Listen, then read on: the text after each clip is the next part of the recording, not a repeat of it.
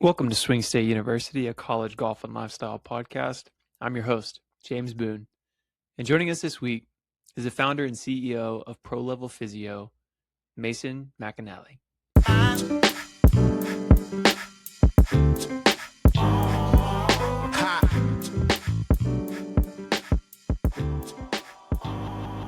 Ladies and gentlemen, season 2 of Swing State University, we are back and rolling.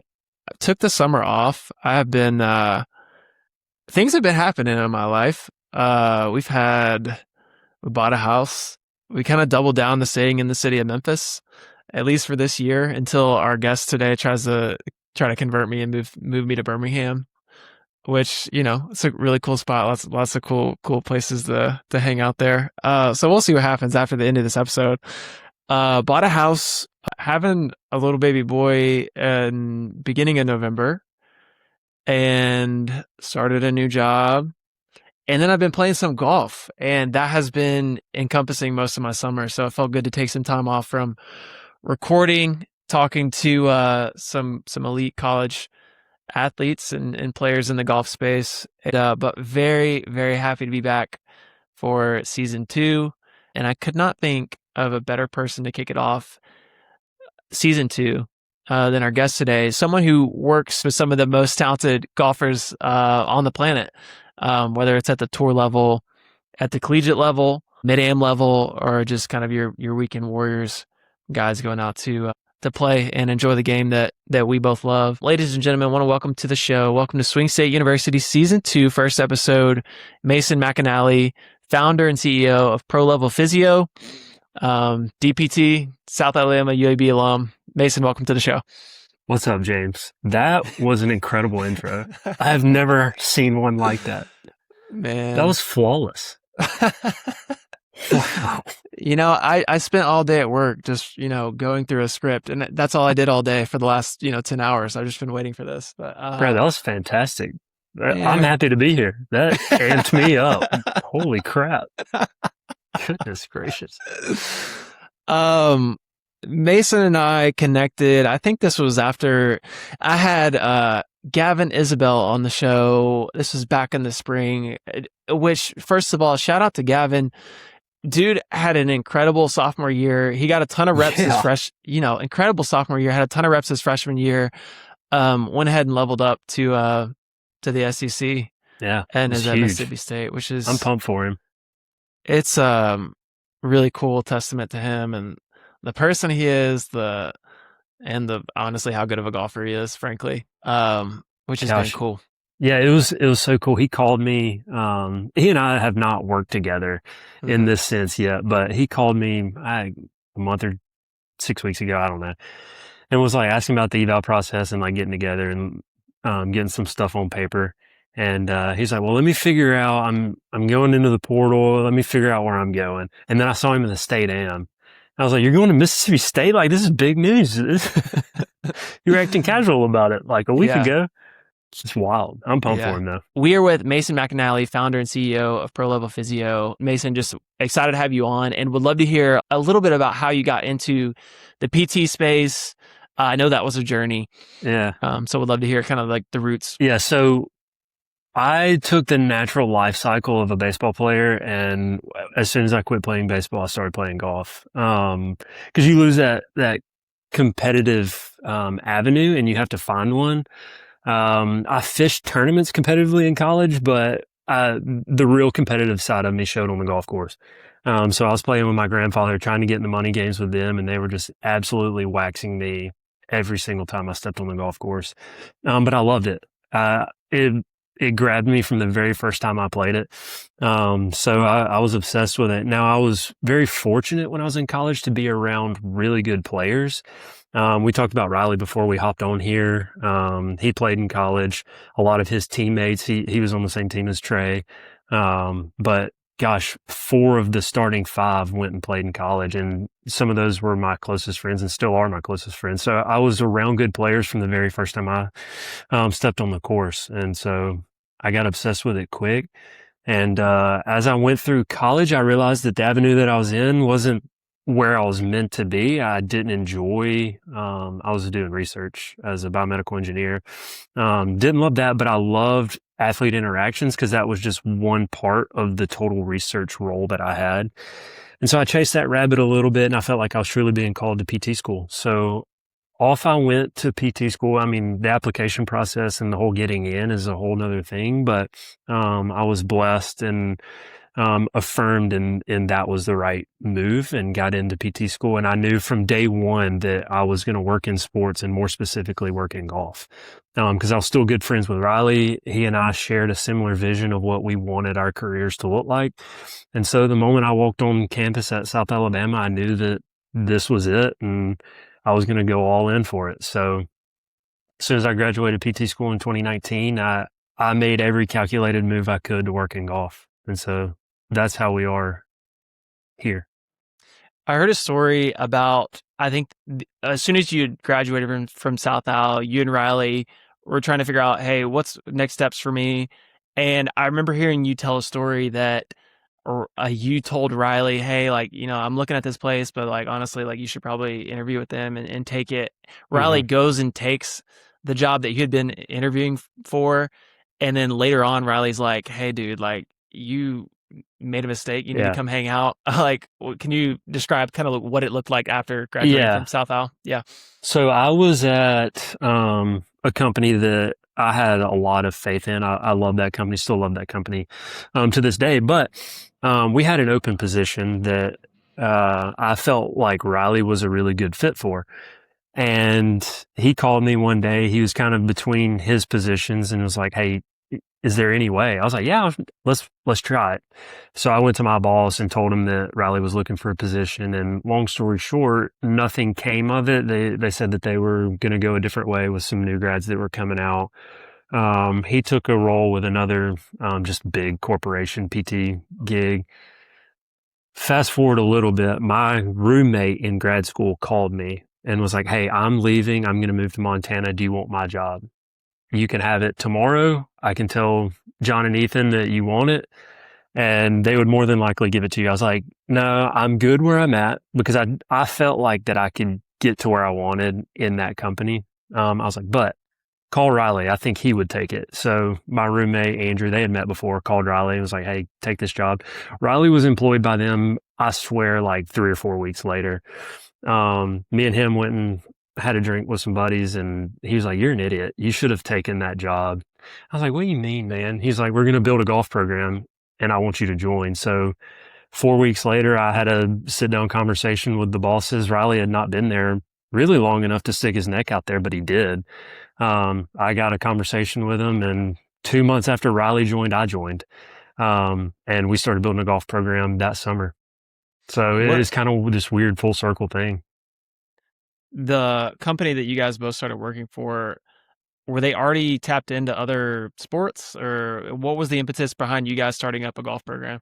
Yeah, so we didn't know that this company was like set up like this. Again, I think there's some affirmation in the way that God does things in our lives, but we got there and their whole shtick is, what can we do as a PT company to keep our doors open when and if insurance cuts reimbursement? Now, without getting too deep into the politics of physical therapy and insurance reimbursement, the trend line is going downward of what they're reimbursing. So they're very creative in the fact that like niche markets was their passion. One of the founders was big in running. He was very good at it and very good in the community. So they had a run program that was pre-existing, and then they had a Pilates program. And so when Riley got there, just kind of started talking to the bosses. Again, like I said before we got on, Riley was very skilled in just like going and getting things and doing it. So he mentioned to them, and they're like, "That's an awesome niche market to be a part of. If you believe in it, we believe in you. Let's go for it." So it didn't take a ton of convincing to get them on board. Now, there was a lot of other convincing that we had to do to achieve other things, but yeah, they were kind of on board with it from the beginning just because they believe in niche markets. And that's why they brought you in the first place, or did they bring you in and then you guys created a space? How'd that Um, work? yeah, I think that's an interesting question. Where I was at with the other company, I had been offered a director role the week before that conversation with the bosses. And so the first time I sat down with John and Ethan, we had a great conversation about like where our passions were and where we wanted to go in the golf industry and things like that. And it really wasn't until the end of the conversation that John was like, okay, where are you at with your current gig? And I was like, well, they offered me a clinic director role last week.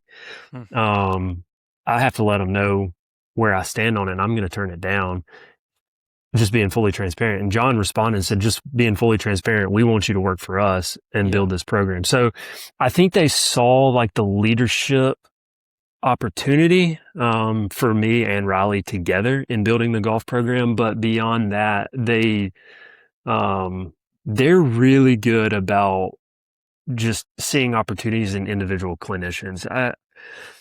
Not that I'm like the best clinician in the world, but their hiring process is really good about the way they hire within. And so there were multiple people that I knew within the company that had vouched for me. So I think it's twofold, both recommendations and the golf world. Hmm. And once you start the golf program at this clinic, what is first steps? Like who's your clientele? Who are you trying to engage with? Like how do you build a client base? That's I still laugh about this, like looking back, but me and Riley legit sat down and made like a head hunting board. And I don't know if I should air that out, but we had names on there of people we knew in the city, organizations within the city that we were going to go after. I'm sure any industry probably does that in some Mhm. capacity, but amongst those was the Alabama Golf Association is like, we wanted to be the official wellness provider. And so we sat down with Mike. He was the one that I mentioned being in the run world. We sat down with Mike and he pulled up the board of directors and he just kind of thumbed through the names. And there was one on there, Kathy Hartwigger. And he's like, I know Kathy. I'll call her. And if you know anything about the Alabama Golf Association, Kathy is like a legend. She's Mhm. one of the most winningest females, if not individuals in the state of Alabama, like Mhm. in history. So he calls up Kathy and was like, hey, Kathy, we're building this golf program. Why don't you come take a look at it? And me and Riley barely had an eval formed at that time. So Kathy comes in, we run the eval, talk to her, and she was like, you know what? I like this. I like what y'all are doing. Let's get you set up. So she gave us the director at the time, Andy's number, and we called Andy, cold called him. We were on the way to watch Trey in Huntsville at a Corn Ferry event and cold called him, left him a voicemail, and he called me back like 5 weeks later and was like, let's make it happen. Let's get you to an event. So we went to that one event. Other than that, it was just cold calls, like old school sales. I had reached out to some of the local clubs here, which you're familiar with them being, you'd been around Birmingham a little bit. I had some loose connections to Shoal Creek that from previous years, I worked like a couple member guests, but that pro left and I say I worked them. I gave away free services, but I had at least been there and I Mhm. wasn't a complete stranger. So yeah, it was nail down the AGA and then give away as much free services as we could to the what we felt like were the big dogs, the premier clubs, the teaching pros. We treated the teaching pro like the doctor, because in PT you got to have doctors on your side that refer to you. In golf, you got to have the teaching pro that refers their athletes to you, and so Mhm. we had to deliver a good product, but it was just give away free services. And if it's a good product, the rest will take care of it. Mhm. So once you had the AGA, you could advocate for yourself. Hey, we are the Yeah. provide PT services for the AGA, and then you Hmm. can start kind of growing that out. A couple Okay. call outs. We're at minute 21 in the recording. If you want Dang. a free consultation, it's on the website with Mason It's still there. McAnnally Yeah. and ProLevel Physio for 20-minute consultation. I just want to go ahead and plug it right now. Like that's on the table. Uh huh. So And that hop on. policy, it won't change. I don't think. So if we ended right now, like I have my 20 minutes worth free. The rest of the time, That's honestly, right. I should start charging for your time, Mason. Um, second That's call awesome. out. Second call out. You talk about the having doctors refer folks to your clinic, I did see this was maybe a month or two ago, which is incredible news. Blue Cross Blue Hmm. Shield Yeah. is now in network Hmm. for y'all's clinic. So Yeah. that's huge. Yeah. That was Yeah. not an easy decision, but we went for it. Hmm. It allowed us to get more golfers in the door, the bottom line. And so we went for it. And yeah, it is big. I picked up quite a few since then. Hmm. So, Yeah. Um, well, I failed to mention this at the beginning as well. I say that you worked with high level, athletes and golfers, and kind of mhm. all the way down the line there. But you mentioned Trey a little bit earlier, talking about connections, but Smylie Kaufman, Trey Mullinax, Gordon Sargant, these are folks that you've worked with in the past. You work with a slew of college athletes. How'd you go from okay, we are the partner for the AGA to hey, now I'm working with these types of clients, and what did that transition look like? It sounded like at that point you had kind of a network and you're building those connections, but like going from hey, I'm working for this clinic to now like hey Riley, should we like build this on our own? Should we? Yeah. Where did pro level like fall into that? Yeah. You know. It's got many layers to it. So the Trey thing, like I said, I was telling you before we started, Trey and I went to high school together. He was a few years older than me. So he and I were actually at a concert together when I told him I was going to PT school and he was pumped. He's like, dude, this is gonna be so good when you graduate. This will help me while I'm at home. So when Mhm. I came out of school, Trey gave me my first opportunity. And I still laugh about that first night because I was maybe, I don't know, 6 months out of school. I'd done the TPI certification, but like weekend golf with your buddies and your grandfather and some couple of washed up college players is not the same as treating a PGA Tour player. So I was terrified on my way to his house because I was working for that very first company. One that like I wasn't growing a golf program with them. So I was terrified going over there. He had one of his friends that I work with to this day, but like that first interaction was awful, awful, awful. Cause Trey was like, I'm gonna put these kids to bed. You and Michael go upstairs and run through the eval and start working. And like, dude, I was fumbling over my words. I was so nervous. So like reflecting back on that and just like how much growth, it's been so cool. And I picked up like Smylie maybe a year after that through Trey. Um, but you get a couple of pros to trust you. You deliver a good product. Although I didn't have the words to say, I stuttered and was nervous. Mm. I was very confident in my skill set as a physical therapist. Like the body is the same. So I was able to deliver on those things and kept getting opportunities with some of these pro guys. And so by the time me and Riley got together and we had a couple of pros under our belt, and there's some really cool stories about how we got different ones and Riley picked up his first ones and things like that. Um, but once we got the AGA and we had a couple of pros that trusted us, um, we already believed in the product far more than anyone else believed in us. And we had full support from the company, but we knew that we had something special because it was kind of like firing in a bottle. It's just, we were getting so many good players. It's like, there's something really to this. And then we would pick up a couple more college kids or the really good high school kids. And by the end of it, like we had a color code on our schedule that all of our golfers were purple. And so while we were working together, we could see each other's schedule. And like our whole thing was just paint it purple. That was what we would say going to work is like, we got to paint this thing purple.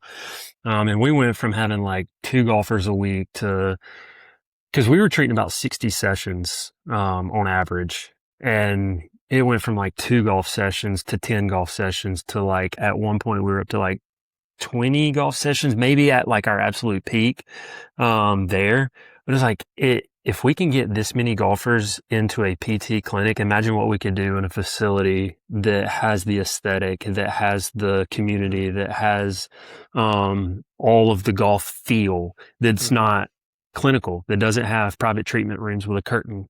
And now you still need some of those for even what we do now, but, it's just, you could dream a little bit bigger because you could see it working even when the circumstances weren't ideal.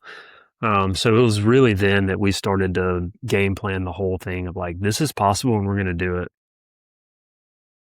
I think the important call out there is it wasn't just on a whim. Hey, that let's just Yeah. do this thing. Or maybe even, whenever you guys were early on of like, hey, it could be this thing.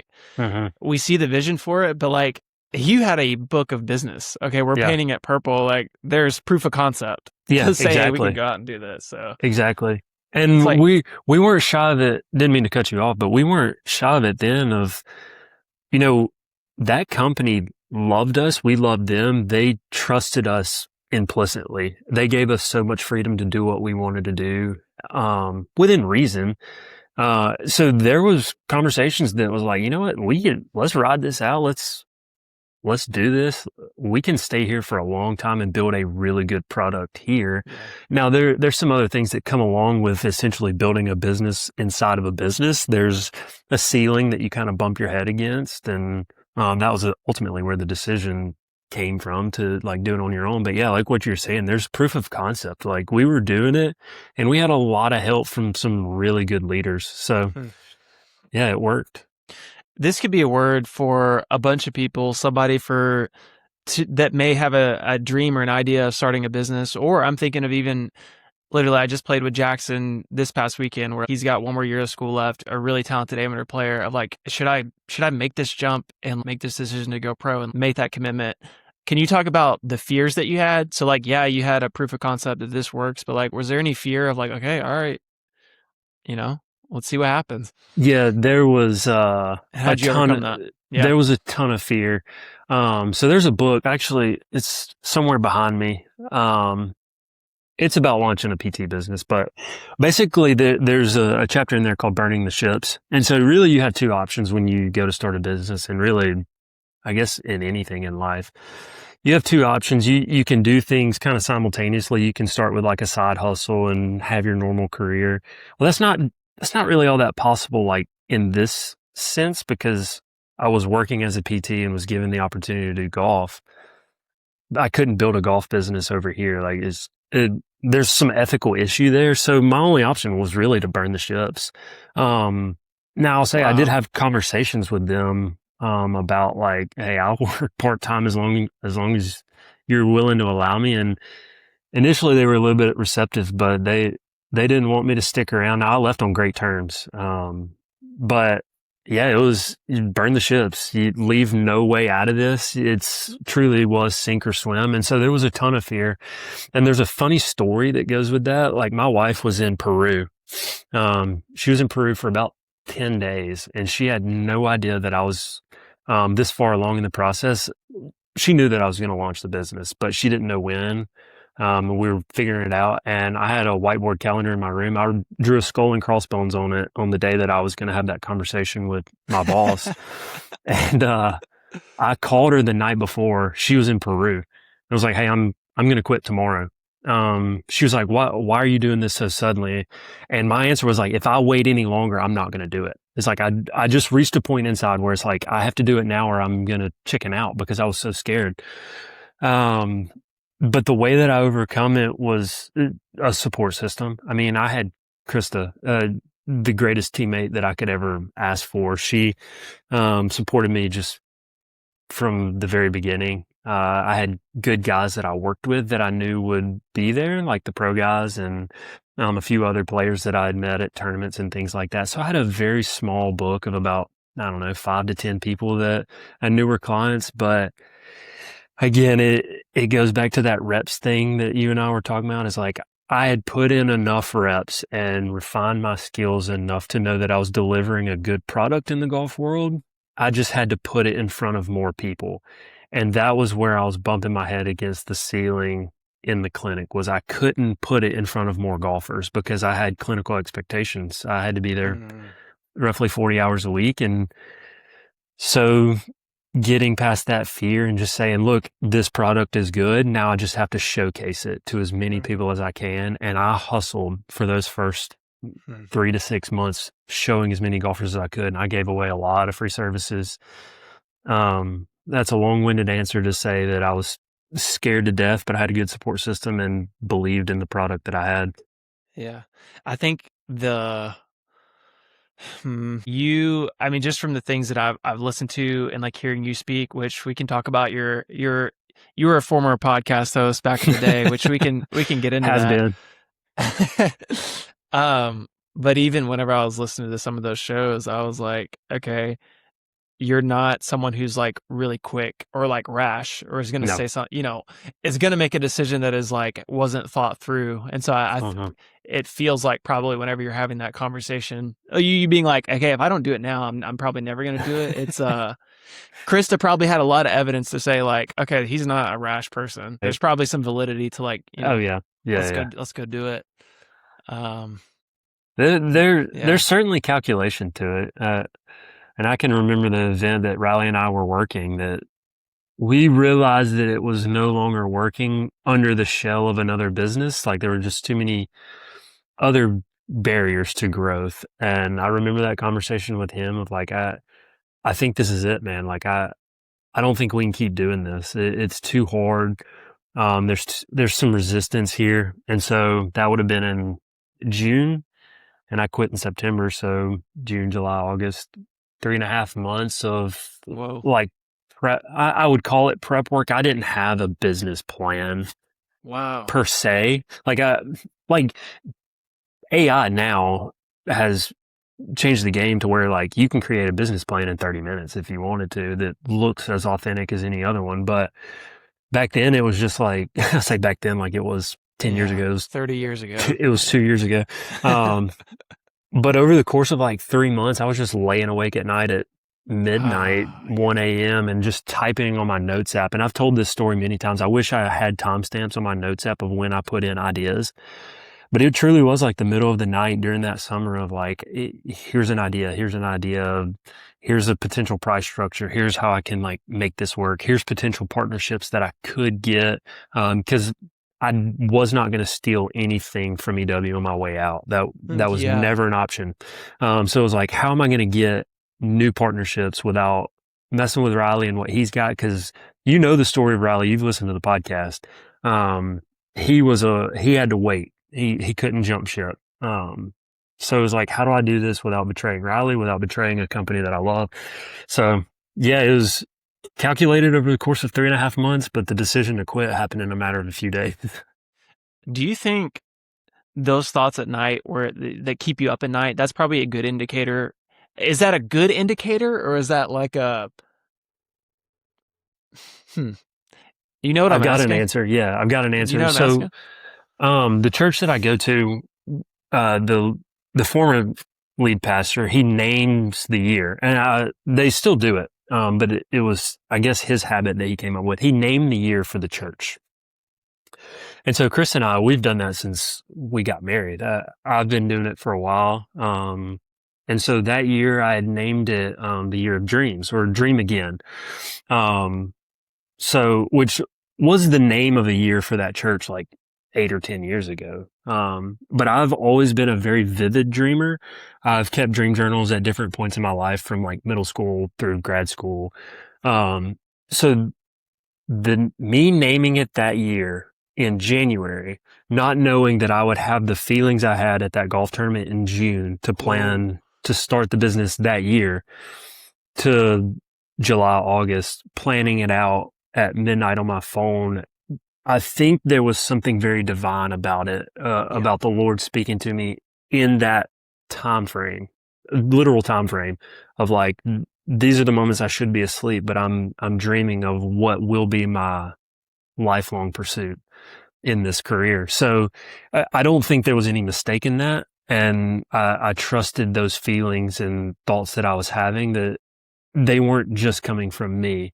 And again, there's some affirmation in where I am now of like, there was a lot of good things that went down on paper during those hours in the middle of the night. Hmm. And it's not, that's further affirmation or yeah, affirmation. And then also that knowing that word is not just my own selfish ambition. It's not my own like wanting to build Right. my own empire. It's of the Lord. It gives Mm-hmm. me the courage to go out and say, hey, like I'm ready to Mm-hmm. go start. That's rich. That's really rich.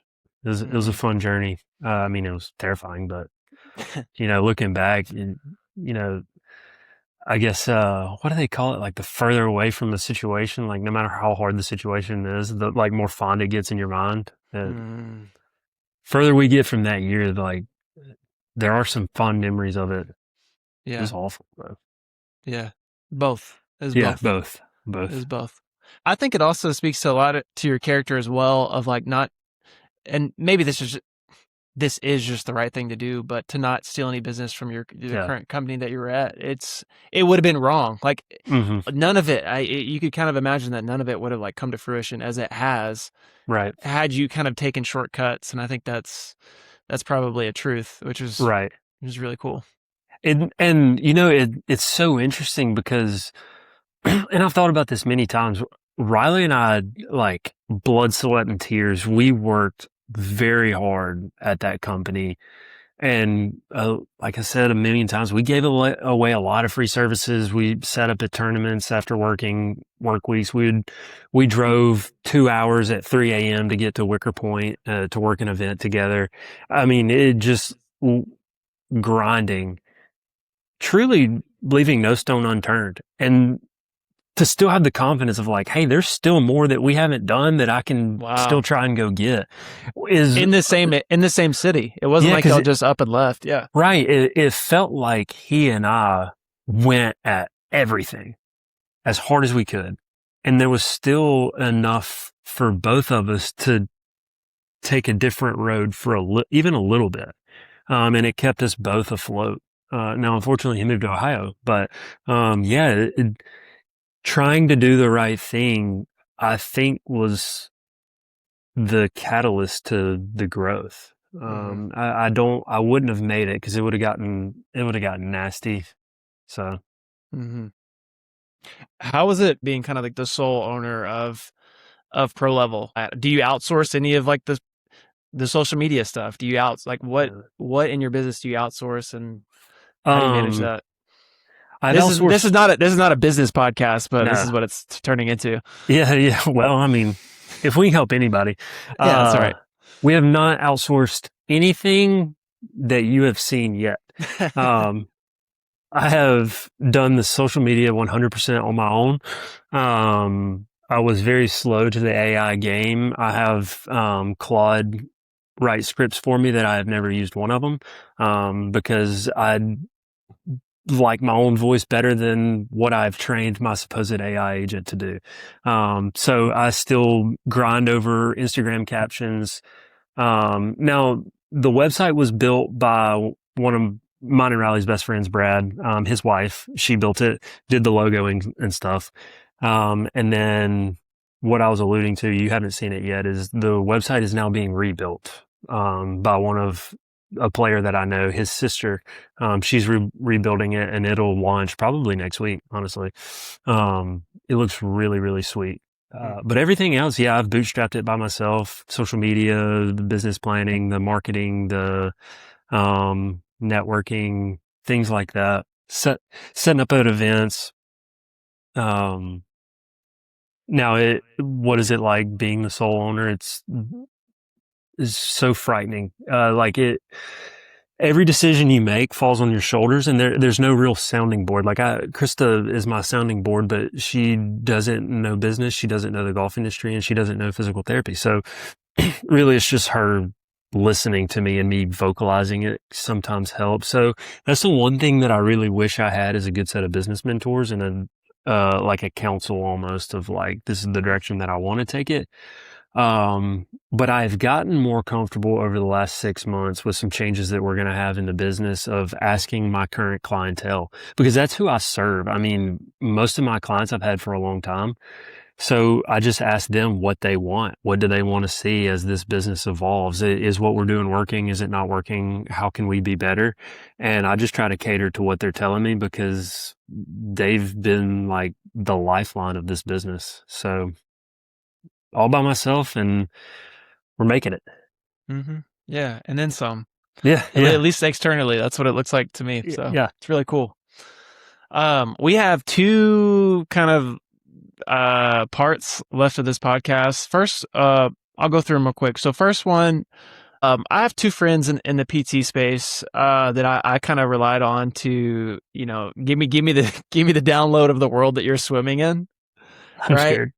Um, I have a friend, Ben Carter, one of my dear buds, just wrapping up PT school at University of Kentucky up in Lexington. And then I have my cousin, so Dylan Boone. He's currently a PT on staff with the Jaguars. Got to do a lot of really cool work. That's Um, sick.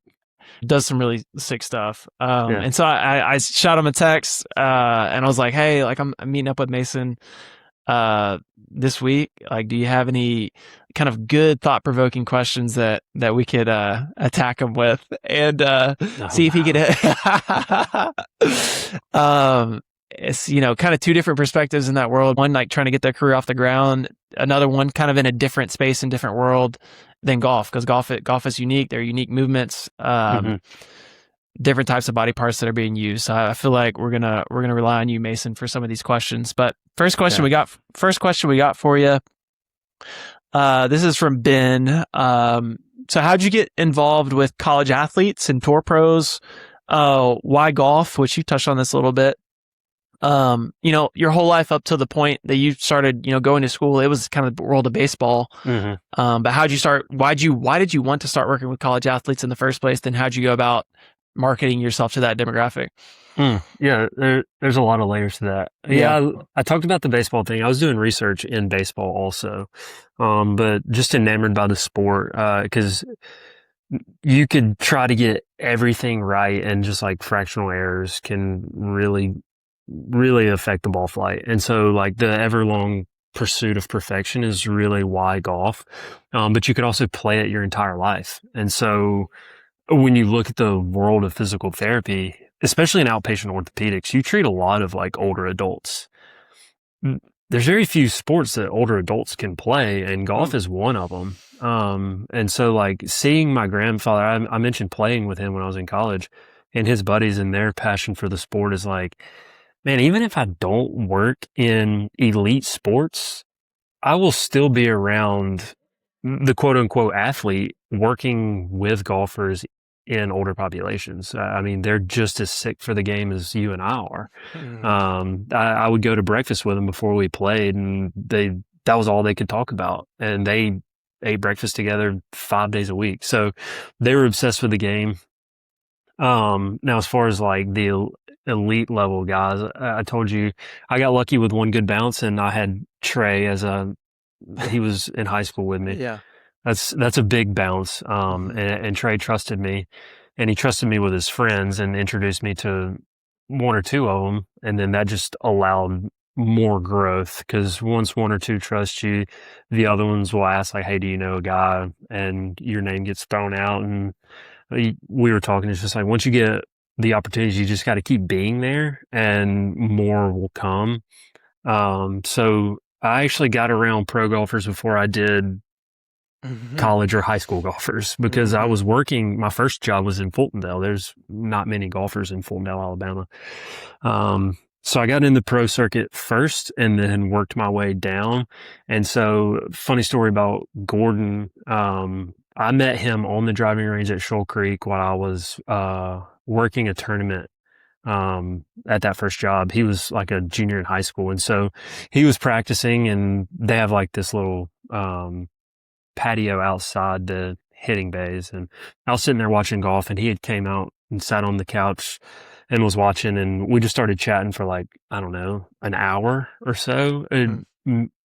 didn't make a sales pitch whatsoever. I knew who he was. He had just won the state am as like a 16-year-old by like 10 shots, something stupid.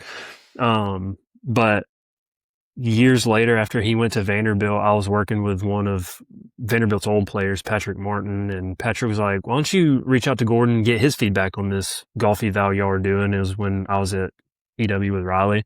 Reached out to Gordon. Gordon came in, and so he was our first college golfer. And again, it's like once you get one, you get multiple, and then it just kind of laddered up from there. Mhm.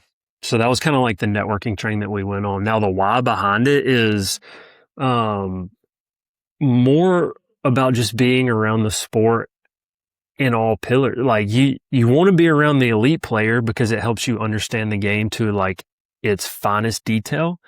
Um, but your older adults, your high school junior, those are your bread and butter because the pro guys, they see you once in 4 weeks and then they're off on the road. These other guys are home all the time. They see you twice a week, every week. So you got to have both. The pro guys and the college guys are, um, where you get the eyes looking at you. It's like, oh, well, he works with so and so. And not that it's like a bragging thing, but, you know, people do look at that. And then your bread and butter is the ones that are here all the time, the retirees that are trying to play every week with their buddies. That's good. We'll go next question here. This one's from Dylan, and this is about um, specific movements and body parts that you want to target with your athletes. So the question reads as, what are main movements and exercises you like to emphasize with your athletes that anybody could do? So like if you're working with a high level athlete, maybe it's something that they're deficient in. Like what's an area that you see them kind of that commonly that they're deficient in that you're like, oh, like the everyday golfer should target this pretty heavily. Oh man, that's a good question. I would say it's more population dependent, honestly. But he's going to understand this as good as anybody with the athletes that he works with. The hinge pattern is one that I have to coach till I'm blue in the face. It's one that every athlete needs to understand what a neutral spine looks and feels like. They need to understand how to engage their glutes. And there's a lot of jokes about like Tiger withdrawing from that event because he couldn't get his glutes to engage or whatever. But there is some truth behind it. Like you got to be able to get into that hinged posture and be able to hold that because that is the most athletic stance that we have. Golf is performed in the hinge posture.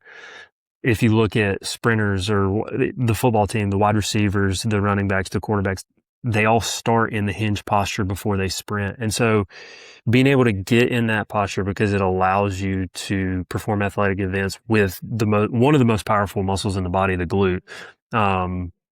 It it's kind of like the epicenter of it all. And so like when you get developing juniors, they have no idea how to hinge. And there's a lot of memes online if you're in the space and maybe if you're listening to this podcast, your algorithm will change. Like teaching juniors how to do a hinge is awful. It's the hardest thing in the world. And then you look at the older populations, they forget how to do it. And so, that is the movement that I feel like I have to teach. And there's variations of it, the deadlift, the single leg RDL, just a simple hinge, unloaded. And then from there, you kind of tap into all these variations. You'll do like a split stance or a kickstand position where you're hinged, and then you'll like do a turn and reach to mimic the takeaway that's loading the hip. So starting at the hinge is where I spend a lot of time. Glute ham raises, single leg RDL. Yeah, that's so good. One thing I keep referring to this podcast. So you had Trey Mullinax on the Unprepared podcast with co-host Alex Essman. Let's go. Which go shout out Alex, shout out Mason McAnnally, podcast host of Unprepared. Please go back and listen to some of those episodes. Yeah, go to the archives. 2021. This is 5 years ago. Had an episode with Trey on there, talked about a ton of awesome stuff. But one thing that I thought was fascinating that you guys covered was like things that he focused on specifically and how it varies from person to person. So that's kind of how you answer that question of like, it's very personal. It's very specific. He talked a little bit about like things he likes to focus on, about heart rate. Whenever he gets into the round and competitive play, he hits a shot off target and it's under the gun. Like he needs to find a way to lower his heart rate. So his emphasis is more hit workouts. Ryan Fox just wins the Open this past Sunday where it's like, I literally see on my algorithm where he's deadlifting, six plates and, doing crazy heavy lifts. There's tons of variation with that. How would you guide some of your athletes on, maybe they're coming to you with presuppositions of what they need? Like, how would you guide them and correct them? I think that's a very challenging thing to do in our field, because you do interact with a lot of players that have been a part of a certain belief system for a really long time. And I'll use an example of a recent athlete that I evaluated that had a hip injury and he plays at the professional level and he had grown up in a certain belief system and he frankly was just extremely weak in his core and his pelvis, and he's a very long-limbed individual. He could generate speed just from sheer long levers, but parts were starting to fail because he didn't have the structural integrity, the muscle mass to like hold things how they needed to be at high velocity. And so I kind of had to shake him out of this old mantra of like lifting is bad, mobility is good, because he was like Gumby. He needed resting muscle tone and structure. So I come from more of a traditional strength and conditioning belief that like moving weights and resistance exercise is a positive thing for athletic development. It's a positive thing for the aging process. You need to maintain high levels of muscle mass. Now, you don't have to look like Arnold Schwarzenegger, but I believe that golfers are athletes and they should train like athletes, and that's with resistance training. But you have to be very, very careful, especially when a player is already at the elite level, of getting them out of things that bring them a lot of confidence. Because if they're not confident, they're not going to play well. That's really good. So you have to put your belief system aside to like let them be confident. And that's a pride thing, because I want players to understand the deadlift pattern without being 300 pounds on a barbell, but some players just don't even want to hear the word deadlift. So, all that to answer your question is whatever a player can do consistently and believe is improving their game and their body to play at their best, that is what's best for that player. But my own, it's not a one size fits all. It's not a one size fits all. It never will be. But if a player is receptive to the idea of resistance training, it has extremely positive benefits on the game of golf, especially the direction that it's headed, with club speed being one of the biggest things in golf. Like if you're not driving at a certain distance, you're behind. And there's certain ways to achieve club head speed safely, and resistance training is one of those ways. Yeah, it's more of protecting your body than it is to maximize strength or anything like that. Yeah, Feels exactly. like I was talking to a player not too long ago, college player, really like talented guy, really good athlete, and I asked him kind of like in lieu of having our conversation of like, hey, what's your background with strength training? Like, do you go to a PT? You know, what's it look like? And he's like, we lift whenever we're on campus and things like that. But he's like, I've really gone away from it because I've seen regression in it. And so it makes me question. And I also had a conversation with another coach not too long ago, and they saw, they got really busy in the back half of their year, where it's like they're playing tournaments every week, so they're not able to get into the gym with their, their strength trainer on campus. And they saw, yardages pick up. So like yards, and it's like, I don't think the answer to that is like throw the baby out with the bathwater. It's like, hey, I love that saying. It's like, it's not, you can't just say like, okay, I stopped lifting and I gained 10, 15 yards. That's probably not the answer. Yeah. But to them specifically, it's like, okay, maybe that's what you need in this season. Yeah. And like the question remains is like, what is the disconnect? Why is that the case for these teams or this player? And it could be multifactorial, but I would say that like some strength and conditioning programs might have more of an emphasis on just lifting as much weight as you can. And there is no plyometrics. There is really no fast twitch muscle development. Maybe it's just sheer muscle mass building. And so you kind of lose, like, one of the metrics is like impulse, is like how much force can you generate under a given time. And so I think there's nuance to strength and conditioning programs. And so it's a very tricky thing to follow. I'll say it. If you are leading men's basketball and you're leading women's tennis and you're leading men's golf and you're the strength and conditioning coach at whatever campus, because like not every campus can afford a golf specific strength and conditioning coach. And I think the schools that I know of that are like excelling and are mindful and are, what's the word I'm trying to look for, intentional about their golf program specifically, they typically outsource a lot of that work. And if you have the means and the funds to be able to do that, not every school can do that. Right. That's where my head went as well. Of Yeah, like, okay, that's probably like, even if they are TPI certified, it's like, I yeah. don't know. Yeah, I don't know. And It's a it's lot to like, juggle. yeah, it's extremely tricky because like the golf schedule and I think talking about those coaches that cover many sports, and I'm not in college athletics. I have friends that are, but I don't want to speak out of turn here, but the golf season being literally year round for these athletes. They play a fall season, they play a spring season, and then when they're at home, they play their Elite Am series during the summer. So there is a year long aspect to golf. There is certain rigors to the practice of. Like you're carrying your bag and you're in the heat and then you're playing a multi-day event. Whereas like in college football, you play one time during the week on Saturdays. And so there's different rigors that may not be accounted for in some strength and conditioning programs. There's just so many things to look at. The player I was talking to, that was kind of his answer of, I'm in great golf shape. Yeah, I have baseline strength. I'm a good athlete, and I've been toting my bag around for the last, you know, 4 years of my life. So, or right. longer than that. But I hear baby. Yeah. But You hear Darcy talking? yeah, I heard, yeah. Got Darcy on Swing State University, so shout out Young King. We love you, man.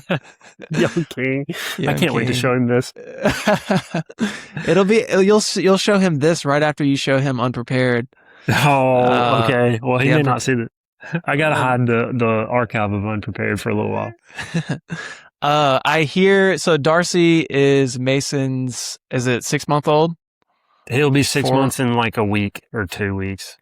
Yeah, so six he's like months. 5.5 months. Yeah. Okay, 5.5 months. Baby boy came to us in February. I hear him in the background, so we'll try to wrap this up here shortly. Shout out to Ben Carter, Dylan Boone for some of those Yeah, questions. those are Appreciate good you guys. questions. Yeah, really good questions. We're gonna close out. We could talk forever, but we're gonna close out with a segment we're calling. Last year we did the Swing State Six Pack. We might bring it back. There might be special occasions where we bring it back, but Of course. from Mason, Birmingham native from Gardendale, has been in the area for a long time. Just a really cool city and an amazing golf city. Hmm. And so with Mason tonight, we're going to do a segment that we're going to call This or That. We're going to go through golf courses in the city of Birmingham, and we're just going to get a feel for Mason's favorite. Let's Does that rock. sound cool? Let's rock. All right, let's do it. Oxmoor Valley or Ross Bridge? Ross Bridge. Easy. Ross Bridge or Highland Park? Oh man. Daily Driver, Highland Park. That place is so fun. And once you understand and appreciate like the history of it, it gets even better. Like it's the oldest golf course in the state. And when you like realize that and like how short it is and compact, it's in the middle of the neighborhood. It's sick. Highland Park or Ballantrae? Oh man. Ballantrae is like best value. I'm gonna stick with Highland Park. Too many good Highland, vibes. Too many good vibes. Highland Park or Mountain Brook Club? Highland Park still. I've played Mountain Brook Club once. There's some quirk to it that it's not quite as charming to me as Highland Park. Highland Park or Vestavia Country Club? I hate doing this because I'm like a public track kid, but Vestavia. Vestavia is so good. Vestavia Country Club or Old Overton? Oh man. I play Old Overton better, but I'm sticking with Vestavia. Vestavia Country Club or Greystone? Vestavia. I'm sticking with it. All right, Vestavia Country Club or Country Club of Birmingham? East or West? Your decision. I'm gonna go, and this is gonna catch heat, but I'm going Birmingham East. Okay, what about Birmingham West versus Vestavia Country Club? I would take Vestavia simply for the fact that I don't hit it straight, and Birmingham West is so hard for me. And now it's a beautiful golf course. It's so well designed. I have a strong appreciation for it. I just don't have the game to play it well. The few times that I've played Vestavia, I had a blast, played decent, Mm-hmm. but I'm All taking right, Birmingham East over them. Birmingham East or Hoover Country Club? I hate this because Hoover kind of has like a chip on its shoulder. Some of my favorite people are at Hoover. I'm gonna go Hoover. Yeah, It go could ahead. be a daily driver. Hoover could be a daily driver for sure. I love that club. All right. According to Mason McAnnally, best course in Birmingham. Here we go. Chips are on the line right I now, know. on the I table. already know what's coming. I feel like. Hoover Country Club, Shoal Creek. How should I view this? Is this like where I'm gonna retire or? No one's gonna hear this, Mason. I Like, no know one- it's so hard, but dude, when you see pictures, because you will eventually see pictures of Shoal Creek's redesign. Holy crap! I've got to say, Shoal Creek, like what is coming when they reopen in October is unbelievable. Andrew Green has done such impressive work out there. It's going to be awesome. It's going to be so good. Shoal Creek. Shoal Creek, Castle Pines. Yeah. Give me Shoal Creek. Mason McAnnally, CEO, President, ProLevel Physio. All things pro level. Birmingham, Alabama. Mason, thank you so much for hopping on. It was, Bro, that was a blast. Real blessing. That was so much fun.